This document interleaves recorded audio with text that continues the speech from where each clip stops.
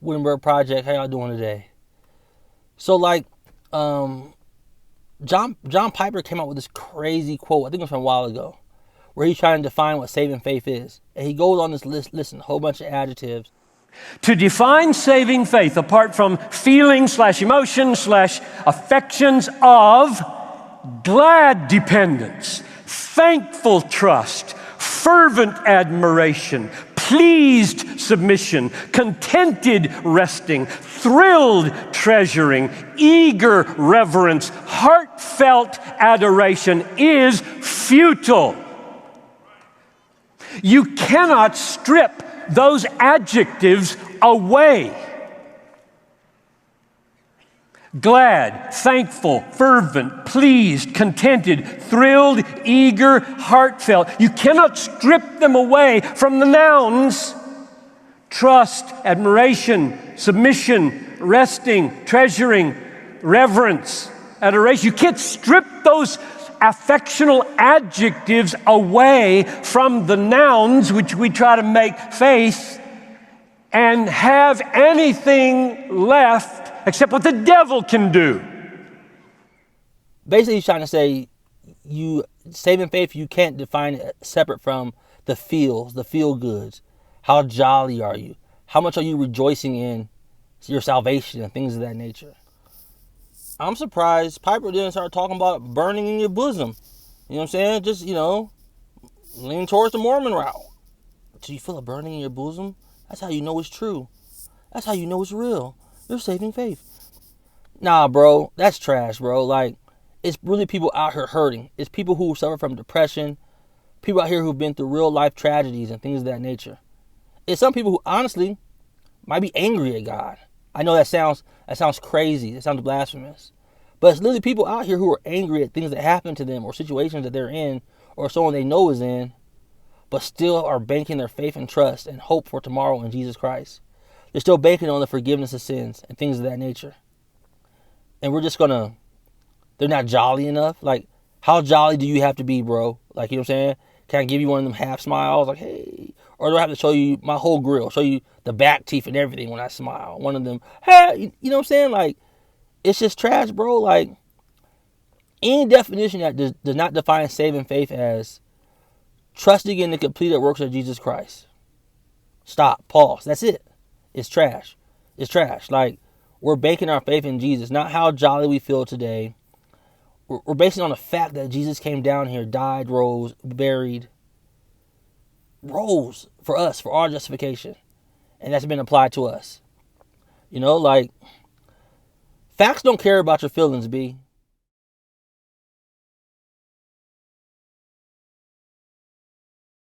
Facts don't care about your feelings. And it's a fact that we're justified for Christ's sake. That's it. That's it. Like, you really might be, like, people go through depression in life. And it's not just for a day or two. It's not like a tomorrow thing or tomorrow I'm going to be fine. Tomorrow's all good. Oh, time will pass. People go through depression for their life sometimes. Sometimes it's a season. It's still a couple months. So during those couple months, they don't have saving faith? I mean, are we really saying that? And this isn't one of them rebuke type channels. If you watch my channel, you know I'm not all about that. But sometimes these leaders who have big, huge ministries say things and no one will push back. No one will say anything. And that's sad. They'll rather go out here and hunt people and get pats on the back rather than stand up and contest something that's said by somebody that needs pushback against. Because let's be honest, a pastor's call is word and sacrament, 100%. But let's not forget shepherding the flock. Let's not forget that. Let's not forget you're there also for your people's sake, caring, loving, and pointing them in the right direction. All this is putting a stumbling block in front of people in pain, actually struggling, actually going through things. I mean, like, what happened to the passages like, a bruised reed he will not break, a smoldering wick he will not put out? What happened to those type passages?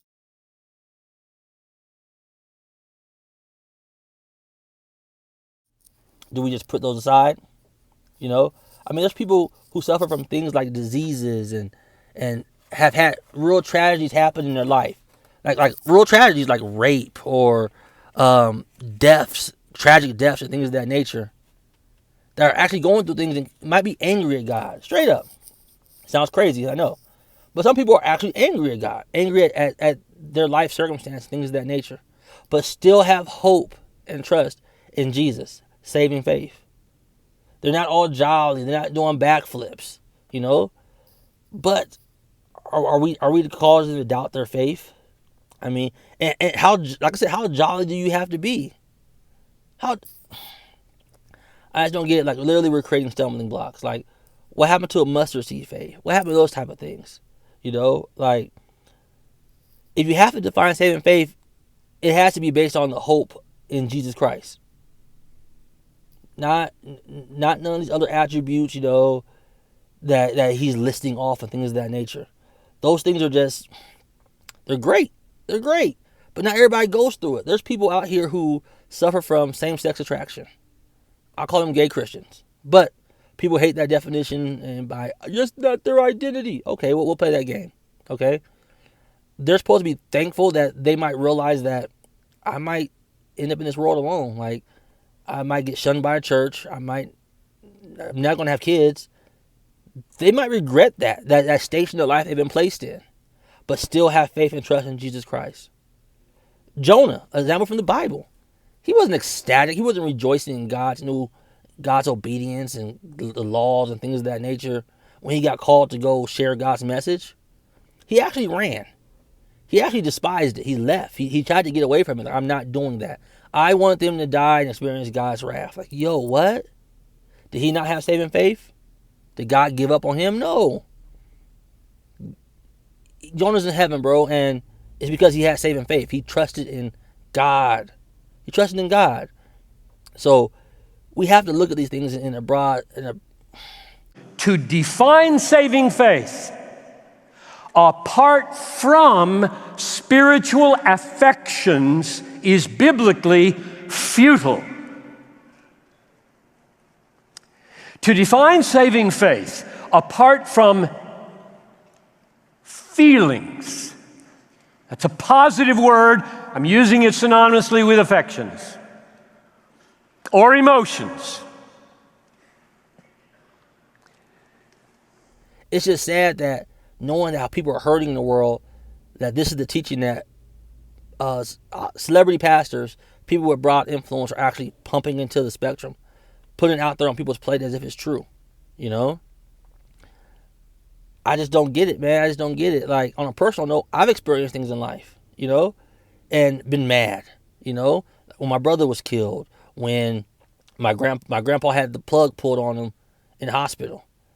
There's not one situation where we're like, yeah, he's not going to survive, pull the plug. No, it was a mistake by the hospital. Where you question God, you have doubt, like, God, why you let this happen?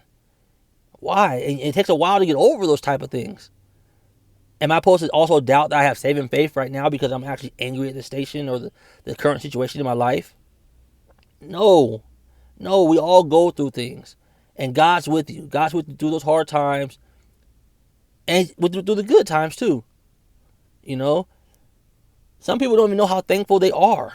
You know? Like God blesses their life and good health, family, things of that nature.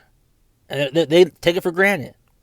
Do they not have saving faith? Like, I don't know, man. These adjectives put on saving faith and things of that nature really just they're stumbling blocks. They're stumbling blocks, and they're complete utter trash.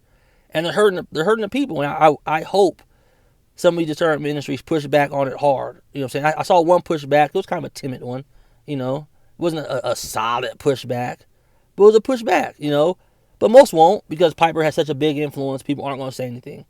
People are just going to tuck their tail and go on about their business. You know, but shepherding the flock is a huge thing. Like I said, a pastor's called is word and sacrament, but we cannot downplay shepherding the flock and taking care of the flock.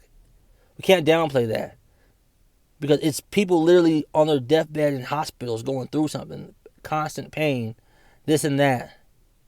And all they have is like, man, like they're not happy they're going through that. Some of them wonder, how come I'm not healed? You know? Yo, God's still there for them. They still have saving faith because they're banking it all on Jesus. They're banking it all on Jesus. Don't get caught up in these attributes. That's why I'm so glad that album by Flame came out, right?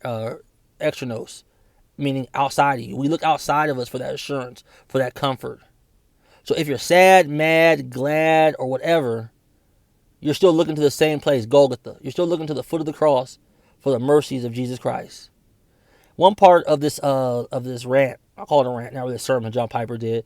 He talked about how saving faith isn't just justification, isn't just forgiveness of sins. What?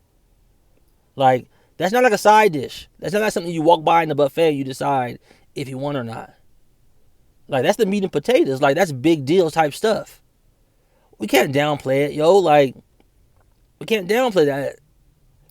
Anyhow, Wittenberg Project, yo, people need to find, like, great resources and things of that nature. Things to look forward to hear the gospel, hear word and sacrament. Not to have burdens placed back on them. Not to have burdens of, well, are you happy enough to know you have saving faith? Is your joy enough? Is your trust in Jesus Christ? Let me tell you why it should be. That type stuff. Point me to Jesus, bro. Don't point me inside. The heart's wicked above all things, it says in not Jeremiah, but Jeremiah says the heart's deceitful. Who can understand it? But you're asking me to understand it. You're asking me to understand my joyfulness, my gleefulness, and things of that nature, and use that to say, oh yeah, I have saving faith. Look, bro. No. I'm sorry. Anyhow, Wittenberg Project. Like, comment, subscribe.